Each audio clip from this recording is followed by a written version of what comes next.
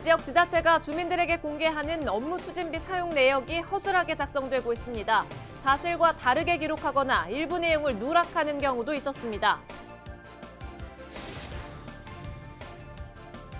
김포시가 환경오염 지역에 오명을 갖고 있는 거물 대리를 자족도시 기능을 갖춘 스마트 에코 경제도시로 만들겠다는 구상을 세웠습니다. 경기 고양시장이 주식회사 일산대교의 통행료 수입이 고금리에 불합리한 수익 구조로 돼 있어 무료화해야 한다고 문제를 제기했습니다. 경기도가 2차 재난기본소득 지급을 최종 결정한 가운데 방역 상황을 고려해 지급 시기를 결정할 계획이라고 밝혔습니다.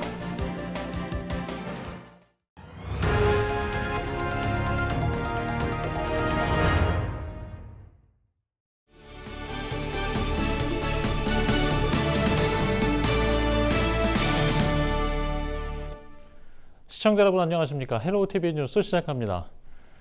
각 지자체는 매달 업무 추진비 사용 내역을 홈페이지에 공개하고 있습니다. 주민들의 알 권리를 보장하고 행정의 투명성을 밝히기 위해서입니다. 그런데 이 홈페이지에 공개된 계양구의 업무 추진비 사용 내역을 들여다보니까 일부 항목이 누락되는가 하면 사용 일시가 실제와는 다르게 기록되는 문제가 발견됐습니다. 김진재 기자입니다. 계양구가 홈페이지에 공개한 지난달 업무 추진비 사용 내역입니다. 지난달 24일 직원 격려를 위한 중식 간담회에 29명이 참석했다고 기록돼 있습니다. 하지만 해당 부서에 확인해보니 실제로는 문서 내용과 다르게 직원 29명이 각각 23일과 24일로 나누어 식당에 방문했습니다. 기한상에 다 저희가 기재를 했어요. 일시에 23일, 24일로 해서 결제를 하겠다고. 그러니까 공개된 엑셀 파일에는 이제 저희 그 기한문이 안 포함되잖아요. 아마 그래서 확인이 안 되신 것 같아요. 내부 문서에만 실제 사용 날짜를 기록하고 공개 자료에는 이를 통으로 기록한 겁니다. 또 다른 부서가 작성한 문서에는 참석 인원이 통째로 비어 있는가 하면 사용처가 표기되지 않은 경우도 있습니다. 원래 간단히 객지는 참석 인원이 들어가야 되는데 그 부분에 다 6명이라 좀 깜빡하고 저기. 심지어 사용건마다 각기 다른 결제 시간을 모두 낮 12시로 일괄 기록한 곳도 있습니다. 상황이 이런데도 계양구는 사용 일시와 장소, 인원 등이 포함된 업무 추진비 사용 내역 정보 공개 청구에 대해 홈페이지에 게시한 자료를 확인하라는 답변을 남기고 있습니다. 업무 추진비가 행정 편의에 따라 기록 공개되고 있는 상황. 지역 시민단체는 주민들의 알 권리를 위해 정보 공개를 하고 있는데 정작 공개된 정보가 부실한 건 문제라고 지적합니다. 이런 것들이 좀 구체적이고 좀 투명하게 좀 잘 공개가 될 수 있는 어떤 규칙과 이런 내부 규정들이 좀 세부적으로 마련이 돼야 되지 않나.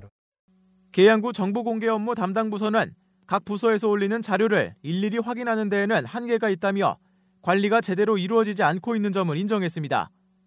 이어 앞으로는 자료가 제대로 공개될 수 있도록 조치하겠다고 밝혔습니다.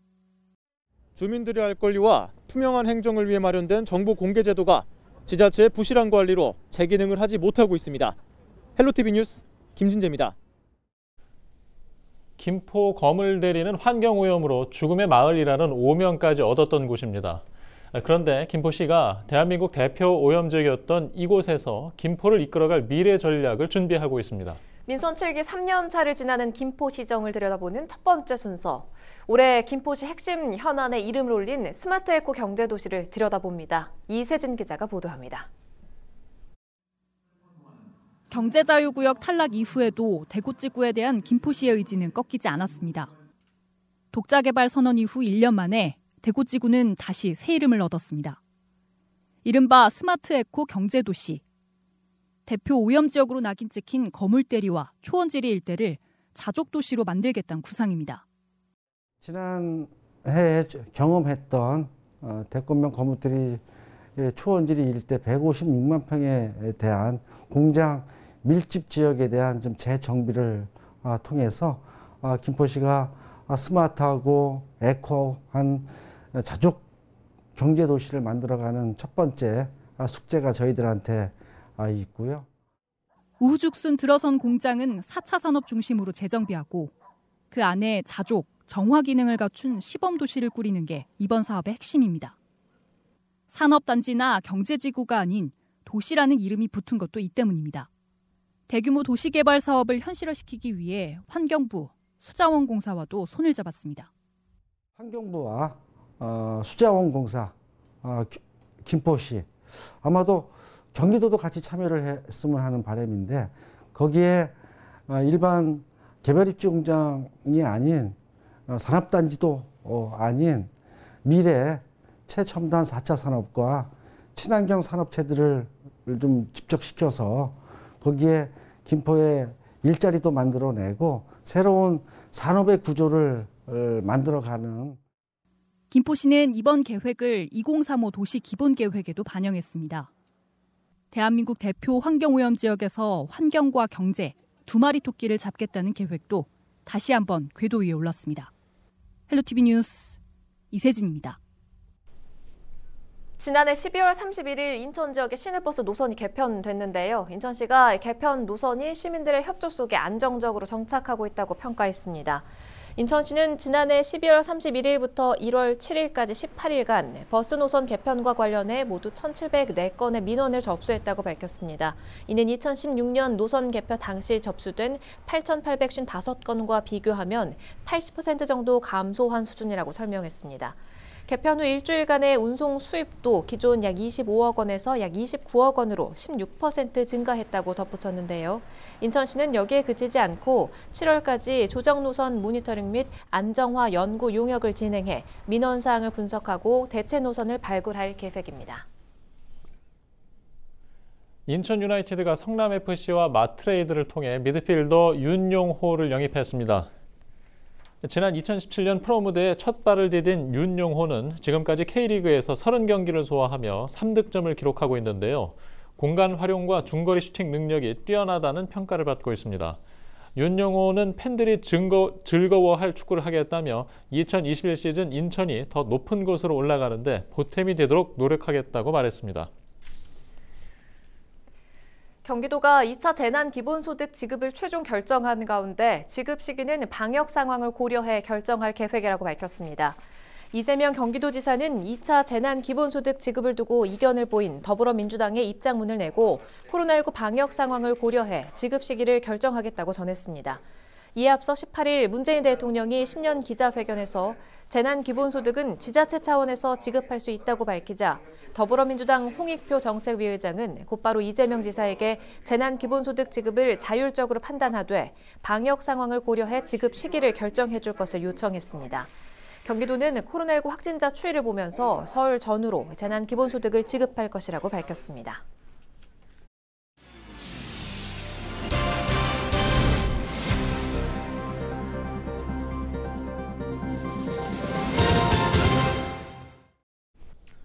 경기 지역 스쿨존이 부적합 교통표지에 불법 주차까지 개선이 시급한 것으로 나타났습니다.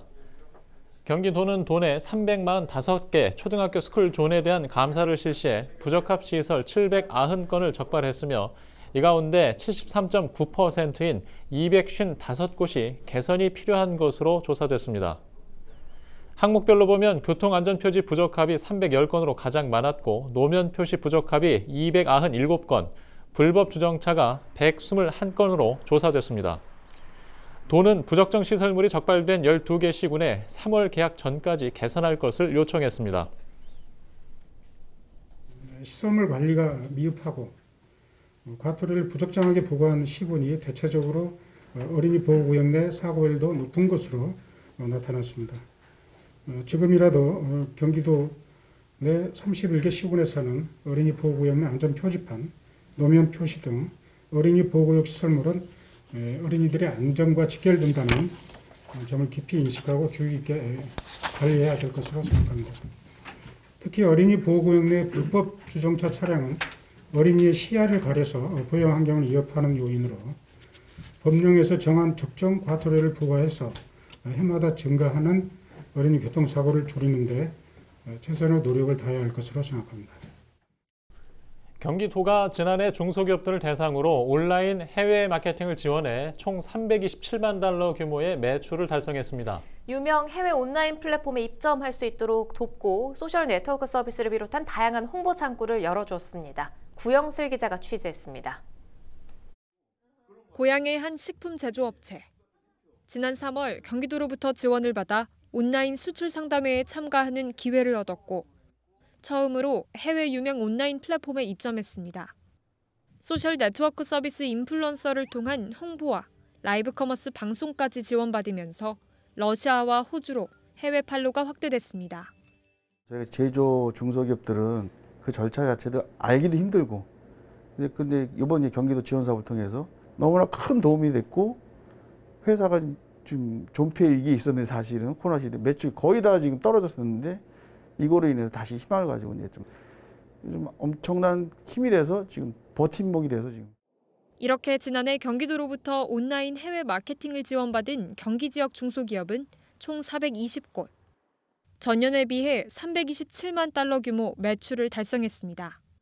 경기도 내 중소기업 120곳의 제품을 해외 유명 온라인 플랫폼에 입점시키는가 하면 소셜 네트워크 서비스에서 영향력 있는 인플루언서를 통해 130곳의 중소기업 제품을 홍보했고 이 밖에도 화상 수출 상담회에 참가할 수 있도록 돕는 등 다양한 홍보 창구를 열어줬습니다.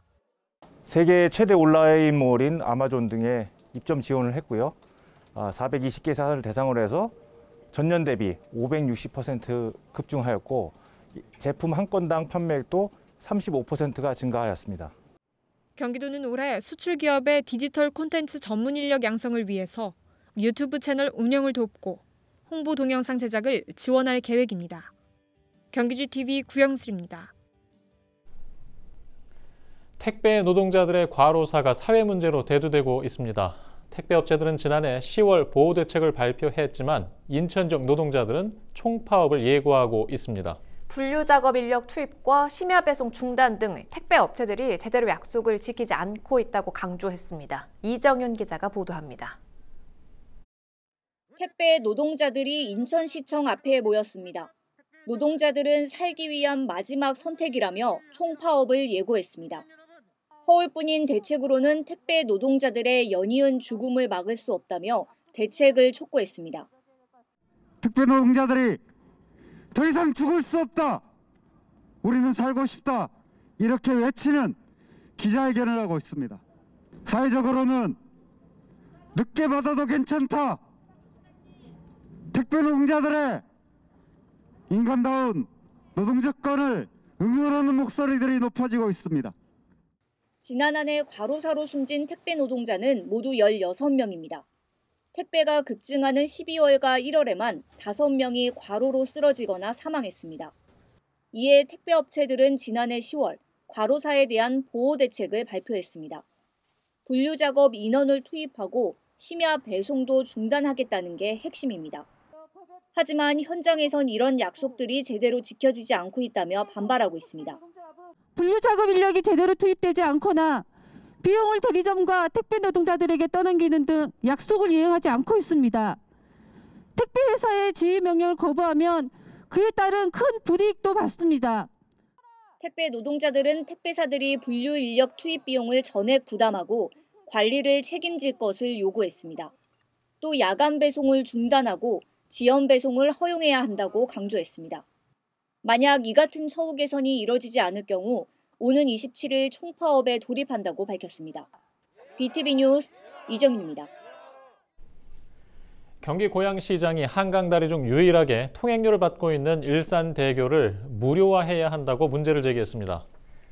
이재준 고양시장은 18일 간부회의를 통해 주식회사 일산대교의 통행료 수입이 고금리의 불합리한 수익 구조로 돼 있어 대주주인 국민연금공단과 경기도, 인접자치단체들이 통행료 무료화 논의에 나서야 한다고 밝혔습니다.